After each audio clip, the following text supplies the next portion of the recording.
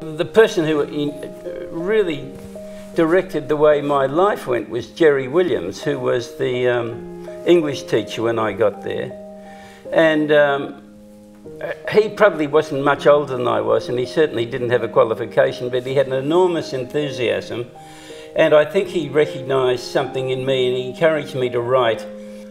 I realised two things. One, when I went to university, the last thing in the world I wanted to do was agriculture. Who wants to spend a life getting up every morning and milking 400 cows, you know?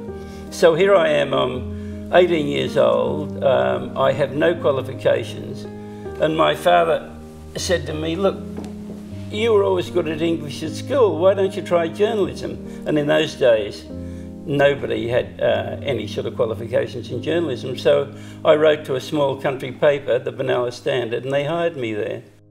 It's hard to pick, you know, from the country boy interviewing a kangaroo at the age of 21 to talking to a man I regard as a friend now, the Dalai Lama, to the point where I know him so well, we hug each other and he says, you're getting fat, and I rub his head and say, you're getting bald, and we both laugh and roar, and then we talk about reincarnation.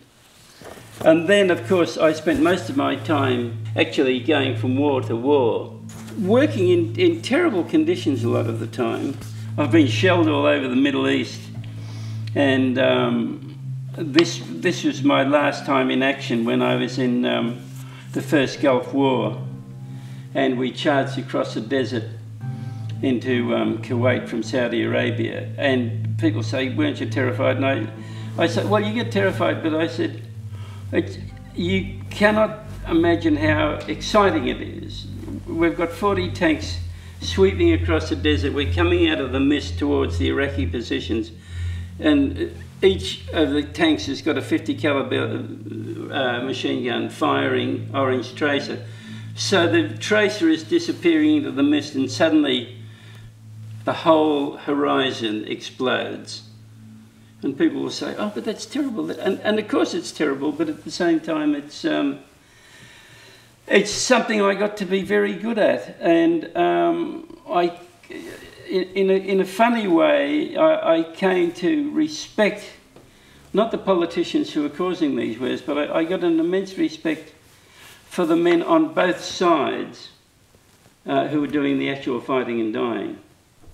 So I just got to know Arafat, who of course is demonised in the West, but in fact I think is an important figure in Arab history because he led a period where he kept the Palestinians together without too much bloodshed. And then a few years later I find myself looking for pandas in China, and we found them. And of course in between I'm talking to the good and the great. So there's Arafat, there's the Dalai Lama, there's Indira Gandhi, and you know, I can talk about Saddam Hussein, and I can talk about Margaret Thatcher and Bill Clinton, and as I say, it's a rich, full life. Didn't earn any money much, but God, I saw the world.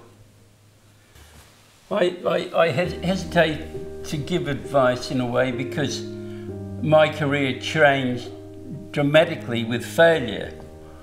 If I'd succeeded in my bid to be a farmer, then I would never have done what I did, and I would have regretted it. And I think this is sort of Disney-ish romanticism, but I think you've got to follow your dream. You've really got to say, what I really want to do is, and I'm going to work towards it, and you're not, never have at the back of your mind, if I do this subject, or if I do this course, or if I get this job, I'm going to make more money at this than anything else. I don't think this is the way to go. You've got to do what you want to do.